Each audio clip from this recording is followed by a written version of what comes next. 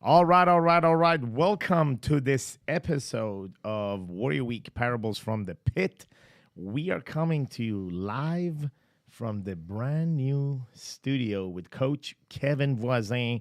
This is the new studio. You can see in the background for those of you that are watching this on YouTube. We got some cool shit in the background. We didn't have this cool shit. We had a bunch of foams, blue and black back in the days, and trapped in a little office we called the Pit. But the Pit has expanded into a little bit of cooler spot. And with us, Coach Kevin Voisin coming in straight from the gates of Warrior Woman. Amen. The lead of Warrior Woman, leading over 200 women inside of our game called the Warrior Women, which is a similar experience that we have created for wives and wives of warriors or wives of women, women's inside of the our network and outside as they come together in a couple of our live events, and as well as currently inside of the game through the online experience that we have created for them. So today's topic is shit that we don't talk about. So exactly, there's so much shit that we just don't talk about, and when we're talking about like what are we going to talk about, it's the shit we don't talk about because it keeps coming up in my pod calls that there's all this shit that we don't talk about. Some of us don't talk about the shit because it happened to us, and we feel this guilt and shame that this thing happened to us, and it's not supposedly normal, and it isn't supposed to happen. So I don't want to talk about it because I feel guilty and shame. And then there's some of us that don't talk about it because it didn't happen to us, and so we feel guilt and shame that we're not worthy to talk about it. So today in Warrior Women, we had this incredible discussion about miscarriages and about losing babies. And this is super common. Like it's like over 30% of pregnancies. Yeah, it happened with my wife, but no one talks about it. Yeah, and some people don't talk about it because it's painful and it happened to them, and other people don't talk about it because it's never happened to them, and they feel like maybe they're cheating fate. Like maybe if I never talk about it, it's like it didn't happen. Yeah, if I talk about it, I'm going to welcome it. Yeah, but unfortunately, that just makes this giant blind spot for 30-something% of people who have their first baby, and this happens. They have no support, no reps, nowhere to turn until well after it happened. Because it is true. I mean, it happened to my wife and I, and it was like, but when you start talking about it, and it seemed like everybody had it. Like, everybody. Well, I remember when it happened to us. Like, dude, I was fucking paralyzed. What can I tell you? Like, I didn't have a blueprint. I didn't have I couldn't even say I understand, because how could I understand? I didn't carry that baby. Like how could I understand? I mean, so I'm there as a man. I feel lost. I feel not enough. I feel like I failed. I feel that is my fault because I don't know how to support this. And at the same time, I witness pain, both for myself and my wife, but I have more pain witnessing what our wife goes through. And then there is this assumption that things would just get better, or maybe this is part of nature, or you read or you consult fucking Google. What the fuck? Exactly. Why am I consulting Google to get some support from some fucking article that is written by God knows who? So it's exactly like teenagers who go to the internet to watch porn to figure out what sex is. Because why? Because it's shit we don't talk about. Correct. Like I once was thrown out. I used to be the youth Sunday school teacher at my church, and I got thrown out because I gave a lesson about how sex was great. And this was, this was poison. And they're like, what did you teach? And I said, look, I taught them that sex is amazing, but it's super powerful. Yes. So it's a great thing and it's wonderful. But if you start using it all over, it's kind of like a gun. A gun is super powerful and it can be fun. But if you just randomly shoot it in a circle in a crowded building, all of a sudden it's not fun. And sex is the same way. It's amazing, but it's powerful. And outside of the right lines, it can be devastating. I thought that was pretty good, but end up getting like a meeting with all these people at church because you don't talk about that. It's crazy how this you don't talk about stuff, including sex and some other stuff, is just like a man-made wrap around something so natural. Like when you look at sex, ultimately sex, It is the law of the nature. I mean, you can't get more natural than sex. I mean, every single one of us, that's how we got here. That's how we got here. Like, It's universal. it's like, hey, where are you from? Well, my father's penis originally. And the guy may ask, hey, well, what happened to the part that drew on his leg? Well, I guess you're that fucking part. Exactly. But the idea is, like, it is natural. And so how could something natural not be talked about? Yeah, like, okay, another one. Masturbation. Yes. On both sides of the fence. Yes. Women and men. We don't like it's like we magically don't do it, and yet we know everyone kind of does it. Like Not kind of, everyone does it, Yeah, including I mean, me and you sitting here. there's this little Like tiny straight from the percentage. gates of this new podcast. Absolutely. Yes. No, I mean, absolutely, 100% chance that everyone does it. Of right? course. I mean, but then it's like, oh, but not me. But Yeah. everyone's the guy, the exception, and there's But that's some, the lie. That's the lie. And I think you nailed it here. Is like we don't talk about this shit. We don't talk about this shit because we rather live a fucking lie. Mhm. How sad that is. The lie's more comfortable. Like it's the poison of comfort. Like comfort's poison, and that lie brings us straight to it. And we all live this little lie that, hey, as long as we all tell this lie, then we're good. Yes. But unfortunately, we're not good. And then we don't have a healthy idea about these things, and we start going way off the farm because no one's just guiding us. Like, Yeah. think about this. Is going to sound so radical, but think about your parents teaching you about sex. Yep. That, hey, this is what feels good, this is what doesn't, this is what women probably like, and this is what they don't. Yes. That's even while I'm saying it, I'm like, fuck, that's crazy. Yeah. Why? Yeah. Like, they had sex to make you. Correct. Like, why don't we talk about this? Like, Correct. it's interesting, and I understand, like, we have private lives, so I understand why I don't broadcast, film of me doing it.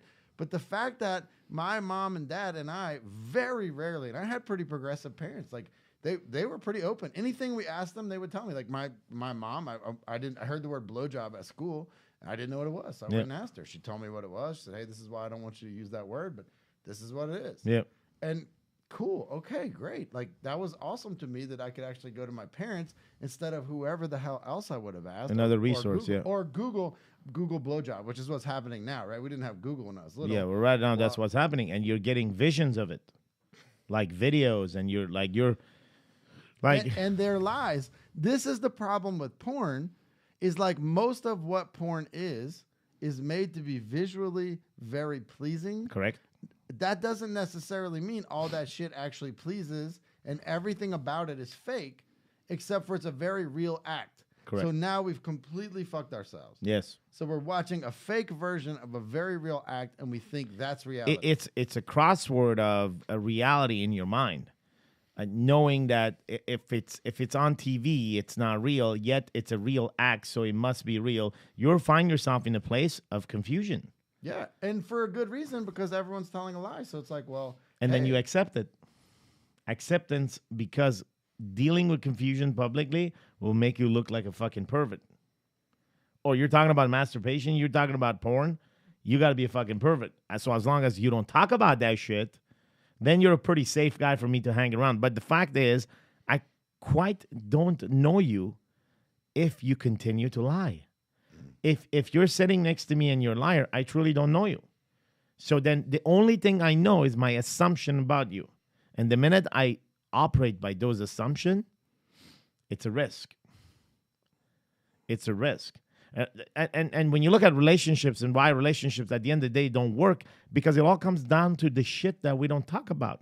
It all comes down to the fact that we don't communicate. It all comes back to the fact that we lie. And here's another thing we never talk about. What we actually want. Yeah.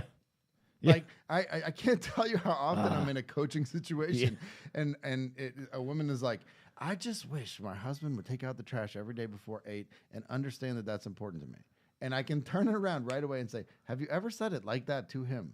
Yes. And I did the same thing when I've coached on the men's side.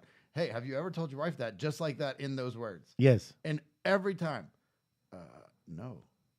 Okay, so just, you don't even have to tell him. Just get the playback of this video, play this part, Correct. and let him see. And it's amazing if we just say what we actually want. Yeah. Even if the other person doesn't agree, Yes. at least they know what we want, and you know what they want. The biggest lie most men and women, in case, are telling yourself today is that they're not expressing what they want. Like, and it's not complicated. Like, here's what I want. Here's what I truly want. I don't want anything else. I don't need anything else. I don't require anything else. Sure, there's a bunch of nice things to have, and there's a bunch of nice things or wishes, but truly, this is what I want. Inside of my relationship with my son, I truly want him to be, let's say, active. I want him to be active. Do I really want him to play fucking baseball? No, I don't give a fuck about baseball. I don't give a fuck about baseball, basketball, football. I want my son to be active. Okay, so if I want to be my son to active, then what do I got to do? What is the first thing I got to do? Well, maybe I should be fucking active. Maybe I should get active with him. Well, what is active? Well, active, maybe it's moving. Maybe it's hiking. Maybe it's walking. Maybe it's doing some push-ups. Maybe it's doing a more complicated exercise. Maybe it's playing soccer. Maybe it's swimming, or whatever that is. But from the declaration of what I want flows this river, like a waterfall effect of clarity on what you should actually do. Yeah, Isn't that crazy? Well, like I have this coach right now for fitness, Coach Alex, and he's amazing because we tell each other selection. we tell each other the truth about what's going on. So, like, if I eat a bag of chips, I just tell him I eat a bag of chips. One of the things that's happening is I'm doing a lot of podcasts right now. I'm doing like 24 and over hours a week of live calls. Yeah. So I'm just either sitting or standing for a long time. Yeah. And in one of our calls, I was like, I just wish there was something I could do while I was on these calls, because it just, I don't know, I'm spending so much time doing nothing. Yeah. And he's like, man, that's kind of funny. I don't know if that can really work. Well, that night I get a text, and it's a picture of a treadmill desk. Yep. He's like, hey, man, what if you did this? Well, right now, this week, I've walked almost 18 miles. I'm 9 pounds lighter. It cost me 0 time and just an explanation of, hey, man, I'm doing so many calls. It's going to be a walk and talk and not just me standing here, which nobody cares. It's great. And it works. Why? Because I actually told the truth instead of trying to impress my coach. Right. Which is, hey, man, truth is, I'm so tired after these things, I'm probably not going to go do what you told me to do. That is true. And it becomes about the shit that they don't want to talk about. Well, and it's having the courage to talk about what you're not committed to. Yeah. Hey, man, I want to tell you that I'll walk out of my office and go hit a wad every time I do a live call. Truth is, I'm going to walk out and grab a bag of chips. Yeah, or it sounds pretty cool, but that's not happening. In situations when, we talked about like miscarriage at the beginning, right? Where you find yourself in a place like you truly don't know what you want, right? When the miscarriage happened, I didn't know what I want. I could say that I wanted the pain to go away. Okay, that's partially true, but that's not ultimately what I wanted. I was completely spaced out. I was in a place where I did not know what I wanted. And deep down inside, I know that I don't know is the biggest lie that we tell ourselves. So So I think that lost, man. Here's the thing. I think that I don't know is the biggest lie that we tell ourselves when it's internal. Mm-hmm. So it's kind of like struggle. All internal struggle is a lie. It's not true. Yeah. Okay. But if I put you on a barbell and I put 1,000 pounds on it and I said, move this, you could struggle. Like you that's an external thing, right? Correct. And I think a lot of times I don't know on an external, it can be true. Like, hey, this shit happened. So for Whitney and I, when this happened, we had the miscarriage. We sat at home for a day or two. And then I tried to go back to work, and like the best thing ever happened. This is going to sound like not a great thing, but a hurricane hit. Yeah. And it was this really weird hurricane that it wasn't very strong, but everything shuts down. It doesn't matter. But the eye of the hurricane sat on our town for 5 days, which is so weird. Like they usually don't do this, but it just sat there and died sitting on us. So what did that mean? It meant we didn't have power. It meant we couldn't go anywhere, so we just literally had to sit in our living room for 5 days, which turned out to be like the greatest possible thing that could have happened because there was nothing we could do. There was nothing we tried to do. And we just let ourselves sit in not knowing and being okay with that and being very open. I was very vocal with her. Hey, I don't know what to do, but if there's anything you think I can do, I'll do it. But otherwise, I'm feeling kind of at a loss right now. And she felt the same way. But I realized, like, what's wrong with I don't know in the face of something you've never experienced and you really don't know. Now, I don't know what I'm feeling. Bullshit. Mm-hmm. But I don't know what to do with this massive thing that just happened. Man, I think that there's some strength in there. Like with your kids, for example. Yep. Here's the thing. Okay, here we go. Something else we never say to our kids. I don't know. Yep. And because we don't say I don't know, a child Thinks gets we this know. false belief that in his life as a parent, he's supposed to have all the answers because, hey, mom and dad did. That is true. Instead of, I started telling my kids I don't know. I don't know. We had a big conflict, me and my ex-wife, with my 3 kids in Texas. And there was this situation where I could not figure it out. I could either bring them back to her and lose custody rights, or keep them and know that she was like, keep them and have this huge battle on my hands. I went to my kids. They were all old enough. I mean, It's not like they were 5. And I said, here's the situation. I don't know. Yeah. I really don't know what to do because I don't want to hurt you, but I feel like you're going to get hurt either way. And one of my daughters said, well, Dad, what about if you bring us back, but we know that you want us here and that'll be okay? And here's why it was okay. Because now I knew that they loved me, and I had just communicated my truth, which is I really don't know what's quote unquote right. I don't know what's going to work. Yeah. And there was strength in that, and our family became very strong because I just told my truth. Again, this is an external event, right? It's not happening inside of me. I'm not saying I don't know how I feel. An external I don't know is powerful when there is tension being built around it to have a desire to know. If you say I don't know for the sake of that, I don't know, and then, but if like in that moment, I truly didn't know what the fuck to do. Like when we experienced the miscarriage, I didn't know what to do, but I had the desire to know what to do. Like I had this burning desire that it kept me on my fucking toes. Like it brought the stress level high enough to say, what must I do? Still not knowing, right? But the desire to do or to know just increases because that tension goes on. And the more that tension goes on, the more that becomes like, okay, now I have to do something. Yeah. So like, for example, here's another thing we never say. Yeah. And I don't know what's wrong with it. Someone loses a parent or someone loses somebody really close to them, a death, right? We could just say, hey, man, I know there's nothing I can do. Yeah. But I'm here. Yeah. Instead of all this thoughts and prayers and these thoughts, nothing wrong with thoughts and prayers, right? No, nothing wrong. But it all becomes this like social shorthand that stops meaning anything. Yes. And why not just tell the truth of there's nothing I can do. I know how you feel, and so I'm here. I mean, I'm at shock. I'm exactly where you at. And it, Or I feel a driving need to help you, but I'm not sure. Yeah, I don't know what the fuck to do. Like I have this burning desire to support, but I don't know what to do. Yeah, and we don't talk about. We make. And on the other hand, is like, I don't know, man. I don't know what you can do, basically. But hey, just the fact that you give someone the truth, even though in that truth there's nothing that is delivered, but the truth is healing. Yeah, and we see this like in Warrior Week all the time, right? Like we just call things what they are. Yep. Hey, man, you have a drinking problem. No. Like everything you've said, everything we've seen about you, you got a drinking problem, period. Yes. You want to call it alcoholic, you want to call it something else, you got a drinking problem. And what happens is initially this is like a slap. Yes. Because you don't say that shit. But then it's the truth. Guess who knows it more than anyone? They do. They do. And so but it's uncomfortable to say. It's also uncomfortable to hear. And in that space of comfort zone and how society has trained us to be polite and respectful, and in that place, the truth of a man dies with his fucking desires. Like when the truth dies, your desires die.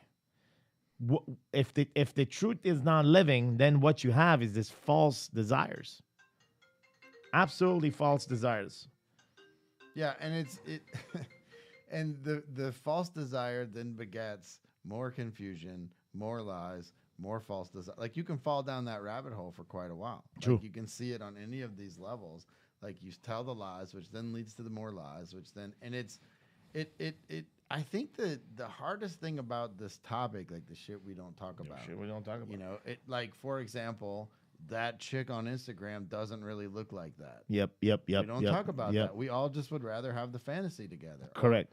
You know, when I was little, I remember when I was like 4 or 5, my dad told me the story that my mom would watch soap operas. Yeah. And I would always ask, like, when do they eat? That's- When no one uses the bathroom on this show, Dad. Like, why aren't they using the bathroom? Like, I was but concerned. that's right? a child looking for the truth, It makes which is a sense. perfect example. Is like there is the truth, and then there's the performance and the act.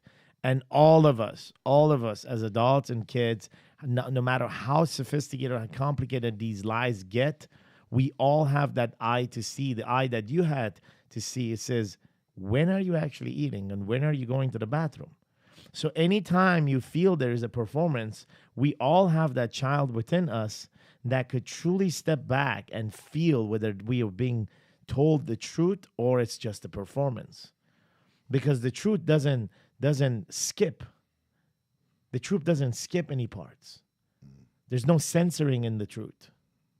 And there's no over dramatization or over glorification. Look, we got to be real frank with ourselves, and we don't talk enough about this either, even with myself, is like Hollywood and movies and media have shaped who we are to the point that we're starting to believe some shit that just wasn't true. And I don't mean this in like... It's the hero's journey. They have created the hero within for a different purpose, for the purpose of profit and entertainment, so-called entertainment. I mean, think about it. Roll back 200 years back. Did we really needed movies? How were we entertained? Well, stories. We played. I had to teach my kids how to play outside. When I was little, if my mom said come inside, that was like a punishment. I mean, Well, think about inside 500 is years ago. Think about 1,000 years ago. How men were entertained? By stories. Storytellers would... People gather and storytellers would tell a story, and from there was an entertainment. But what has that turned into today? It has turned into a system that makes you and I feel like the hero. Right. That's what it is. That's what Hollywood does. At the end, it's a happy ending where the hero survives, where the hero rises, where the hero is happy. Where's the sad ending? There is no sad ending. Why? Is it true? Is it true that there's no sad? Even in the true stories that they show, is it true that there's no sad ending? Now, Europe, you watch movies from Europe, they project totally different. There's an indifference in the completion of how the movie ends. It doesn't necessarily end with the profit of who's created the movie in mind. Right. So I don't mind movies. I enjoy movies like anybody else. But I mind being a slave of what that movie is trying to tell me by giving me a false lift of that I'm the fucking hero. There was a poet after World War I. World War I was mostly trench warfare. It was ugly. And there was a poet who wrote this poem that said, anyone who tells me it's an honor to die for your country has never seen anyone die for their country. This is to think about it. And what it is, you got all this propaganda, all this, hey, it's an honor, go. And I mean, hey, how do you get young men to go kill themselves in the name of defending the country? You make it this huge honorable act. And his realization after being in the trenches was, this is horrible. Like there's no imaginary honor that comes. Like people are dropping mustard gas on us. There is no honor in this. Like in this act itself, maybe in the overall story, but we're not in the overall story. We're here right now in this trench. And again, what did we do whenever they came home? We don't talk about that shit. What did we do when hey, don't talk about that. That's going to fuck up your kids. That's another topic. Just like sex. So the shit we don't talk about is linked to the lies that we choose to live. The end. So as long as you don't talk about it, you choose to live in a lie. And so as long as you choose to live in a lie, you truly never access the power of the truth, which is linked to ultimately what you truly want. And so if you don't declare what you want, all you have today is false desires.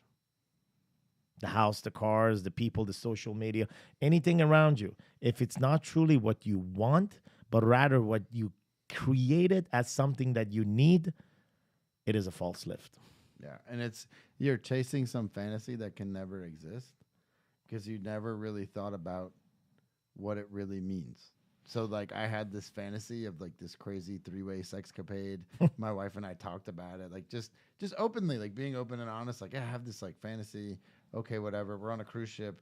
This person comes around, and it gets to be really obvious. Like she's talking to me to get to my wife. So this like reality, like this possibility is created. So we start having this conversation, and like the fantasy of it is very titillating. It's very, especially to me, less so to my wife, but the fantasy of it is awesome. Mm-hmm. But as we're talking about it, we start talking about the truth of it, and she's like, well, how would we make her leave right away?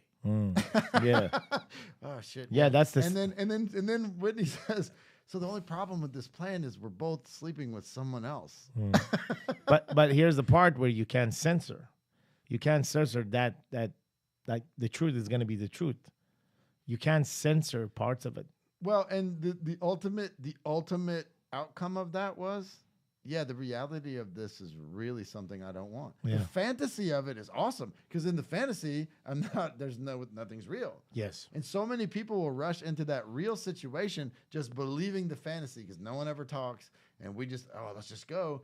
Well, yeah, but once we talked about the reality and not about the fantasy, suddenly both of us were like, no. And that fantasy created both on the positive and the negative.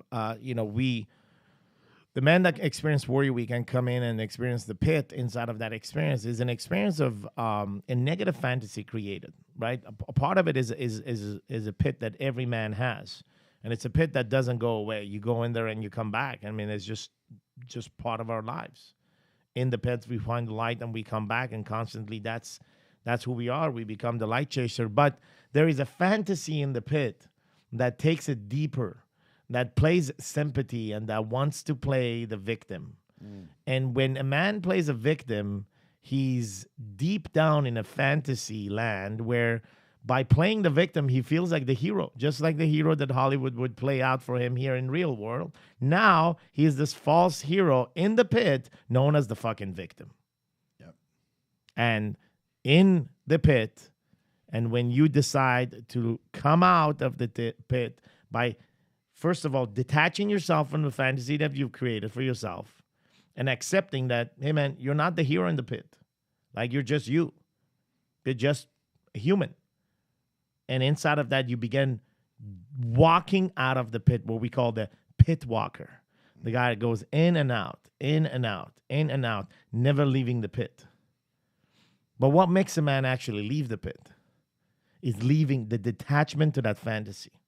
And there are so many fantasies that we create for ourselves out of the pit that lead us pit walking into the pit. So talk about money, right? Yeah. It's this fantasy of, I'm going to make $1 million.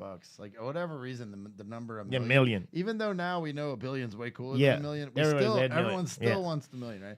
And we got this I'd rather see a dude who shows me a deposit slip for $150 than someone's dream for $1 million. Yeah. Because guess what? If you can show me a deposit slip for $150, then you can show me $300, then you can show me $450, and we can build that shit to $1 million. Yeah. But it's the fantasy creates this beautiful illusion. It's the anchor. Yeah, but the beautiful illusion then blinds you to the ugly result. And the truth of any success, the truth of any growth, is there's an ugly fruit before there's the big beauty. So you might see the guy who's the billionaire, the millionaire, who drives the fancy cars. You see the end fruit. But I guarantee you that guy started with the ugly fruit at some point of, hey, I'm going to go mow somebody's lawn and figure out how to turn a profit. And then those ugly fruits showed him what to do to produce the bigger fruit later. It's true.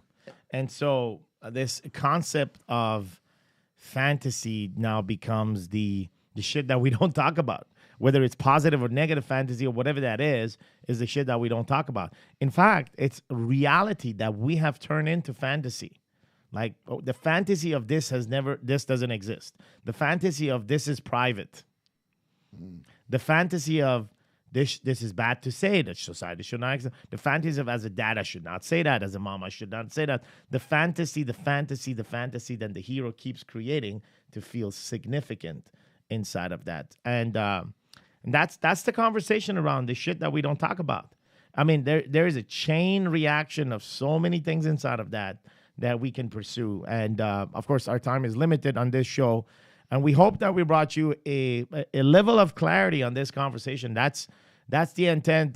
Coach Kevin and I were talking about exactly what happened today around the miscarriage situation, which is a situation that paralyzes us and forces us not to talk about it, like myself included then, right? And so it was something that we needed to bring on the surface and talk to you guys. If you want to hear more about this, you have an opportunity to watch more of these shows at warriorweeknow.com, and also find us on iTunes, and subscribe to our program online, thekingskit.com, and ultimately the experience here with us, Coach Kevin, and the entire Kingdom coaches and Coach Garrett, called Warrior Week. Gentlemen, have yourself a fantastic week. Thank you, Coach Kevin. Thank you.